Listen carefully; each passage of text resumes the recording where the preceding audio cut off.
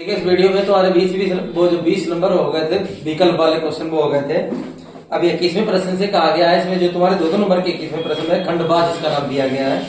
इसमें कहा गया सभी खंडों को हल कीजिए। तो इसमें जितने खंड दिए गए हैं वो हमें सभी खंड क्या करने हैं, हल करने हैं। तो इसका 21 का जो का प्रश्न है, वो 21 का प्रश्न क्या कह रहा है, यदि दो संख्याओं का अंतर 26 है, यदि जो दो संख्या है उनका अंतर कितना है, 26 है, यानी कोई दो संख्या उनका घटा देते हैं तो 26 आ जाता है, और एक संख्या दूसरी संख्या की 3 गुनी है, तो संख्याओं को ज्ञात कीजिए। तो ऐसे में इसका आंसर ज्ञात कर सकते हैं। मतलब दो संख्याओं का ऐसी कोई संख्या बताओ जो अंतर कितना हो, 26 हो, और एक संख्या दूसरी संख्या कितनी हो, 3 गुनी हो, तो इसको हम तो मौके लगा सकते हैं। लेकिन इसको अगर हल करेंगे तो कैसे हल करेंगे, माना दो संख्याएं कौन कौन सी मानेंगे, दो संख्याएं कौन कौन सी, x, y मानेंगे, x, y मान लिया हमने। अब प्रश्न में कहा गया इन दोनों का अंतर है 26, दोनों का अंतर कितना है 26, तो x में से y को घटा देंगे तब जाके 26 बचेगा, तो समीकरण हो गई है। दूसरी बात ये कही गई है कि एक संख्या ये वाली जो है ये इससे 3 गुने के बराबर है। अगर 13 है तो मान लो 13 3 39, मतलब उसके 3 गुने के क्या है, बराबर है। तो यानी हम यहाँ पे ये हम कह सकते हैं कि जैसे x जो है और हम ये बराबर मान लो लिखें, अगर इनको बराबर करें तो ये वाली जो संख्या है ये तो इससे 3 गुना है। ऐसे बराबर तुमने लगा दिया तो बराबर नहीं मानी जाएगी। अगर हम इसमें 3 से गुणा कर दे y में, तब जाके ये वाली जो 3 गुना, मतलब ये वाली 3 गुना थी और इसमें भी 3 से गुणा कर देंगे। जैसे मान लो ये 13 था, ये मान लो 39 था, तो इसमें 13 में 3 से गुणा कर दे, 13 3 39, ये भी हो जाएगा, 39 ये भी हो जाएंगे। तो इसका मतलब 3 से गुणा छोटी वाली संख्या में हो जाएगी, तो ये समीकरण कितनी हो जाएगी, 2। तो अब इसमें कौन सी विधि लगाएंगे, प्रतिस्थापन विधि। ये x का मान समीकरण 1 में रखने पर, समीकरण 1 से, तो जहां पर x है वहां पर 3y रख देंगे, माइनस का y ऐसे रहने देंगे, बराबर में कितना 26, 3y से 1y घटेगा तो कितनी y बचेगी, 2y बचेगी, बराबर में 26, 2 से काटेंगे तो कितना आ जाएगा 13, तो y बराबर कितना आ जाएगा 13। तो एक आंसर कितना हो गया, एक दूसरी संख्या जो तुमने y मानी थी वो कितनी हो गई 13। यही वाला मान समीकरण 1 या 2 में किसी में भी रख दो, 2 से फायदा है, तो समीकरण 2 से रख देते हैं। x बराबर 3, जहां पर y है वहां पर हम 13 रखेंगे, तो 13 तिया 39, तो दो संख्याएं कौन कौन सी हो गई, 39 और 13, कौन कौन सी हो गई, 39 और 13। चलो 13 पहले लिख गई, बाद में 39 लिख देते इधर। तो ये हमारी संख्या हो गई, देख लो अब जांच करके, इन दोनों को घटाओ, 39 से 13 के कितने बचे 26, तभी अंतर कहा गया था 26 है। और एक संख्या दूसरी संख्या की 3 गुनी है, तो 13 तिया 3 गुनी भी है। इसका मतलब हमारा आंसर बिल्कुल सही है। नोट करिए तरफ। देखो अगला सवाल है इसमें, यदि काट 2a बराबर 10a माइनस 22, तो इसमें a का मान ज्ञात कीजिए। जहां 2a न्यून कोण दिया गया, न्यून कोण का मतलब होता है 90 से कम। तो चलो हम पहले a का मान ज्ञात करते हैं इसमें। तो यहाँ काट 2a है, यहाँ 10 है, तो अगर यहाँ 10 है यहाँ काट है तो हम इसको हटा नहीं सकते। अगर यहाँ काट है या तो वहां भी काट हो तब हटा सकते हैं, या अगर यहाँ 10 है तो यहाँ भी 10 होना चाहिए तब इसको हटा सकते हैं। एक सूत्र होता है बस, साइन 90 माइनस थीटा बराबर क्या होता है, कॉस थीटा। ऐसे ही 10 90 माइनस थीटा बराबर भी होता है काट थीटा। 10 90 माइनस थीटा बराबर होता है काट थीटा। या हम ये लिख लें, काट 90 माइनस थीटा बराबर होता है टेन थीटा। जैसे हम तुमसे कहें अगर 10 हो, 10 को काट बनाना हो तो ये बनेगा, और इसको अगर ये बनाना तो ये बनेगा। ये मतलब दो सूत्र है। तो इसमें हम देखो, हमें काट को हमें 10 बनाना है, काट को क्या करना है, अगर तुम्हें काट को 10 बनाना है तुम क्या लिखेंगे, 10 90 में से थीटा घटा देंगे, या जो भी लिखा हो वही घटा देंगे।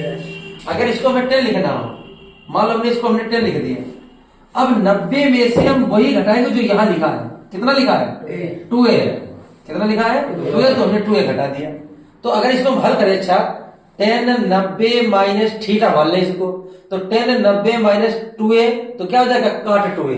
देखो यहाँ पर 10 90 माइनस थीटा है तो क्या हो गया, काट थीटा। तो इधर 10 90 माइनस 2a है तो क्या हो जाएगा, काट 2a। तो यानी काट 2 ये भी लिखा है तो ये भी काट 2a ही लिखा है। बनाया गया 10 हल करने के लिए, क्योंकि बराबर में भी क्या है 10 है। तो इसको हम क्या करेंगे, 10a माइनस कितना 22। अब 10 से 10 हटा देंगे, तुलना कर देंगे, काटेंगे नहीं ऐसे, तो बचेगा कितना 90 माइनस 2a यहाँ बचा, और यहाँ बचा a माइनस 22 बचा। अब a वाले के पास कर लो, संख्या के पास कर लो, जैसे 90 है टू ए इधर लाओ माइनस के, नहीं माइनस के तो थे प्लस के, बराबर में क्या बचा ए, ये वाला टू ए उधर गया, काय का हो गया प्लस का, जुड़ गए, कितने हो गए 112, 112 हो गए। यहाँ कितने ए हो गए 3 है, तो 3 से काटेंगे 3 तिया 2 बचे, पूरा पूरा कटना चाहिए। तो यहाँ जुड़ा था 2 सही है, 3 तिया 9, इसमें कितने बचे 2 बचे 22 हुए, तो पॉइंट में आएगा आंसर क्या। चलो पॉइंट में से 3 तिया 9, 2 बचे तो 22 हो जाएंगे। इनको जोड़ते अच्छा तो कितने होते हैं, ये 22 यहाँ थे, ए माने तुम्हारे 22 थे तो 22 इधर आएंगे। चलो जितना आता फिर उतने लिखते हैं, वैसे पूर्ण मान ए का आना चाहिए। तो यहाँ 3 तिया 9, 2 बचे तो यहाँ कितने हो गए 22 हो गए, तो 3 सत्ते 21 जाएगा, तो 37 पॉइंट कुछ आएगा। फिर कितना हो जाएगा 3 तिया 9, तो ए बराबर कितना आ जाएगा 37.2, इस पॉइंट के हिसाब से आएगा, लेकिन ऐसा होना नहीं चाहिए। अच्छा इसमें ए बराबर 37 सही है, 1/3 है, तो इसका मतलब ये आंसर जो है वो आया 37.3, ये सही है। तो इसके हिसाब से ये मान लो 37.3 होंगे, दोनों मान आपस में क्या होंगे बराबर होंगे, तो जो पॉइंट में आया वो सही है, क्योंकि आंसर दिएगा 37 सही है 1/3, तो इसको हम बटे में ला सकते हैं, तो 37 सही 1/3 लिख सकते थे। इसको मिटा देते हैं। देखिए अगला सवाल, ये सवाल हमने कहा हर साल आ जाता है, या तो √2 आ जाए या तो √3 आ जाए, ये प्रश्न आता जरूर है। तो इसमें कहा गया सिद्ध कीजिए √2 एक अपरिमेय संख्या है। तो अपरिमेय है तो मान के क्या चलते हैं परिमेय, माना √2 एक परिमेय संख्या है। अपरिमेय में सिद्ध करना है तो हमने क्या मानी है, एक परिमेय संख्या है। अब परिमेय संख्या जो होती है वो किसके रूप की होती है, p/q के रूप की। तो √2 जो होगा वो किसके बराबर हो जाएगा, p/q के बराबर हो जाएगा। अब यहाँ p और q में उभयनिष्ठ जो होता है, उभयनिष्ठ का मतलब होता है कॉमन, इसमें केवल एक कॉमन है, गुणे में एक लिख लें या गुणे में एक लिख लें, तो केवल उभयनिष्ठ एक है। तो यहाँ लिखेंगे चूंकि p और q पूर्णांक है, चूंकि p और q क्या है पूर्णांक है, और ये पूर्णांक तो है, अब इनमें एक के अतिरिक्त कोई उभयनिष्ठ गुणनखंड भी नहीं है, वो भी बताना है। लिखेंगे एक के अतिरिक्त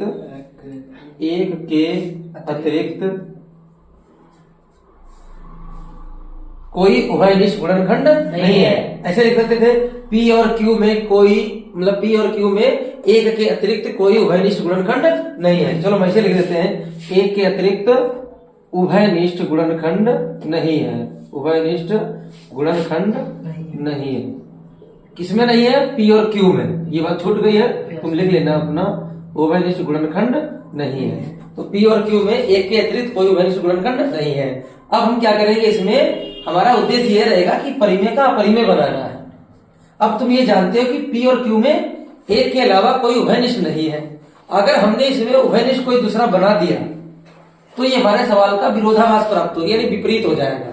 तो परिमेय का क्या बनेगा, तुम्हारा अपरिमेय बनेगा। तो यहाँ पर हम क्या करें, हमारा उद्देश्य यही रहेगा, इसमें कोई उभयनिष्ठ दूसरा बनाते हैं। चलो यहाँ से इसको हल करते हैं, यहाँ से वर्ग करते हैं, रूट हटाते हैं, इसका वर्ग करेंगे तो √2 का वर्ग, यहाँ वर्ग करेंगे तो p/q का वर्ग, तो यहाँ वर्ग करेंगे तो रूट हट जाएगा, तो कितना बचेगा 2, यहाँ वर्ग करेंगे तो p² हो जाएगा, बटे में कितना हो जाएगा q²। अगर इसकी त्रिशी गुणा वही कर देते हैं तो p² बराबर में 2q², ये हो जाएगी समीकरण कितनी 1, ये समीकरण 1 बन गई। अब इसमें अगर देखा जाए तो 2 की तो गुणा हो रही q में, 2 की तो गुणा हो रही किसमें, q में गुणा हो रही।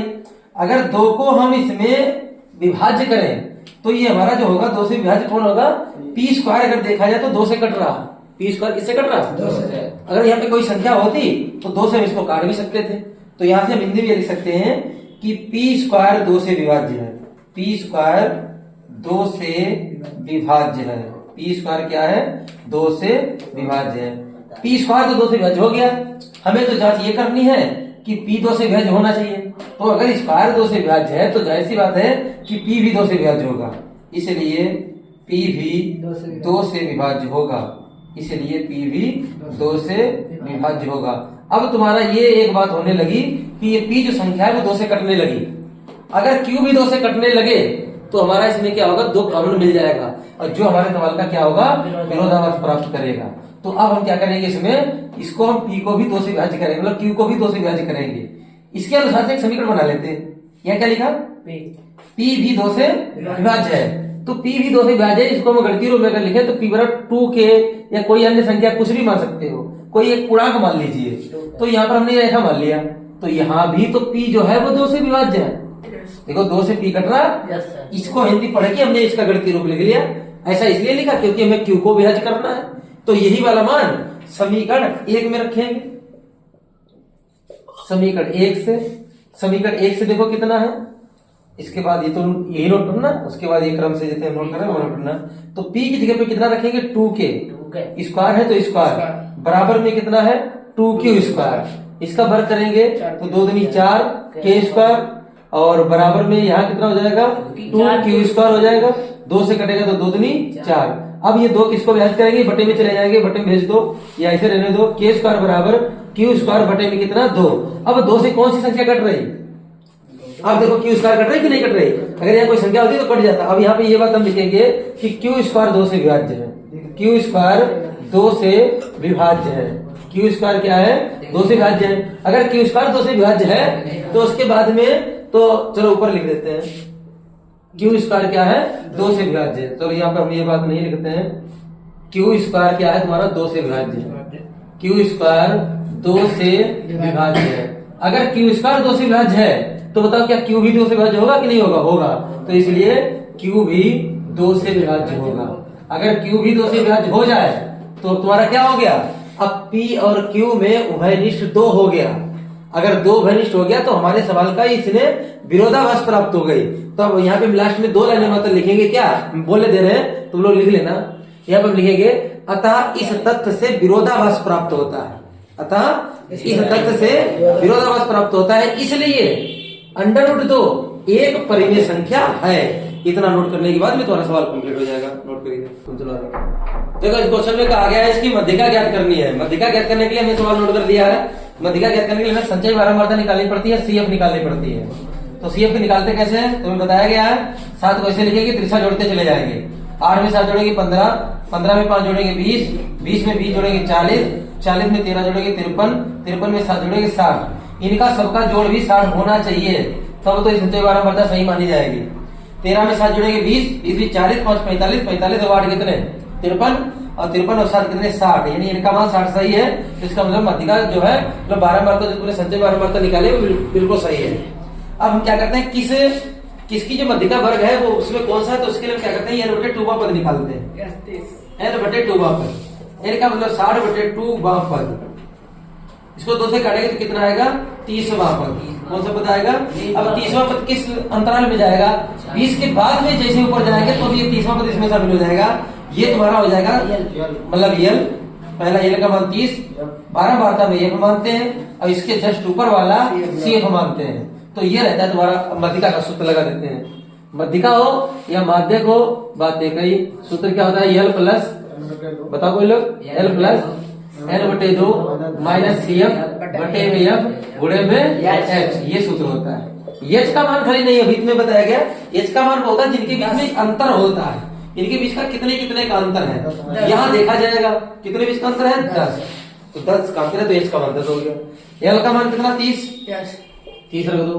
n बटे 2 का मतलब हो जाएगा 30, कट जाएगा ना, 60 रखोगे n का मान, चलो 60 रख दो, 60 बटे 2। CF का मान कितना 20 बटे में f का मान कितना 20 गुणे में h का मान कितना 10। तो 30 प्लस 2 से कटेगा तो यहाँ 30 आ जाएगा। 30 में से 20 घटेंगे कितने बचेगा 10 बटे में 20 और गुणे में भी कितने 10, 0 से 0 कट गया, 2 पंचे 10, 5 में 30 जुड़ेगा तो कितना हो जाएगा 35। इसकी मध्यिका होगा 35 हो गया इसका आंसर। देखिए अगला सवाल, द्विघात समीकरण के मूल ज्ञात करना है। मूल ज्ञात करने का इसको गुणनखंड कर लीजिए।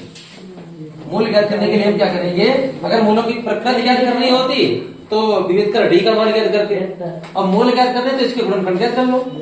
5 की 4 में पहले गुणा 20 और 20 में ऐसे गुणनखंड करो 9 आ जाए, तो 5 और 4 ही बन रहे हैं 9। बहुत आसान है 2 नंबर का क्वेश्चन। तो इसको 9 को कैसे तोड़ेंगे, 5x में 4x जोड़ देंगे। 5x में कितने जोड़ दें, ये है 9x ही, तो ये 9x से लिख दिए। और ये 4x स्क्वायर ऐसे और प्लस के कितने 5 ऐसे बराबर में कितना 0। अब इन दोनों में कॉमन x का, अगर इन दोनों में x का कॉमन ले लें तो यहाँ x कॉमन ले लिया तो बचा 4x प्लस यहाँ x बचा तो यहाँ चला गया x, कितना बचा 5, तो इसमें इतना बच गया। अब यहाँ कोई कॉमन नहीं तो a कॉमन लेंगे और a कॉमन लेने से कोई संख्या में फर्क नहीं पड़ेगा, तो 4x प्लस 5 ऐसे रहेगा बराबर में कितना 0। अब इन दोनों में कॉमन लेते हैं कितने 4x प्लस 5 का अगर कॉमन लेते हैं तो क्या बचेगा x प्लस 1 बचेगा, x प्लस 1 बचेगा बराबर में कितना 0 बचेगा। यहाँ से दोनों उत्तर आ जाएंगे, मतलब दोनों मूल आ जाएंगे। यदि 4x प्लस 5 के बराबर में कितना 0, 5 को अगर उधर भेजेंगे तो संख्या काय की हो जाएगी माइनस की हो जाएगी। x का मान निकालेंगे तो 4 कहाँ पहुंच जाएगा बटे पहुंच जाएगा, तो x का मान अगर निकालेंगे तो 4 हमारे बटे पहुंच जाएंगे तो माइनस का 5 बटे 4 इसका उत्तर हो जाएगा। एक x का आंसर ये हो गया। उसके बाद में अगर यहाँ से लिखते हैं यदि x प्लस 1 बराबर में 0 तो 1 को उधर डायरेक्टली भेज दीजिए तो आएगा जाएगा माइनस का 1, तो दो मूल हो गए, एक माइनस का 5 बटे 4, एक माइनस का 1, ये इसका आंसर हो गया। इसका 4 प्रश्न है 21 का 4, 2 नंबर का लास्ट क्वेश्चन है। 1 सेंटीमीटर व्यास वाली 8 सेंटीमीटर लंबी तांबे की छड़ का आयतन ज्ञात कीजिए। एक तांबे की छड़ है, ऐसे तांबे की छड़ होगी, कोई भी छड़ हो तो बेलनाकार आकृति की होती है। 1 सेंटीमीटर इसका व्यास है, यहाँ से यहाँ तक व्यास है, बहुत पतली छड़ होगी तो व्यास इसका दिया गया 1 सेंटीमीटर और व्यास का जो सूत्र होता है वो 2r होता है बराबर 1, तो r का मान आ जाएगा 1/2 सेंटीमीटर, त्रिज्या हो जाएगी 1/2।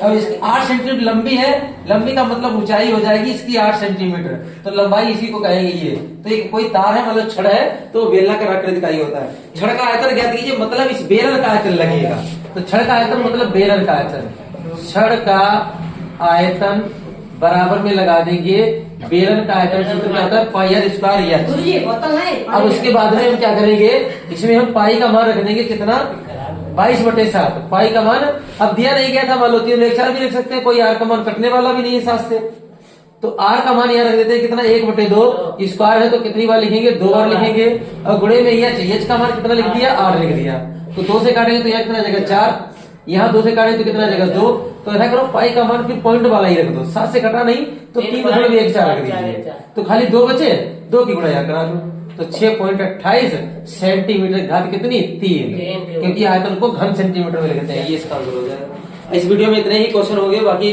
4 नंबर के अगले वीडियो में होंगे।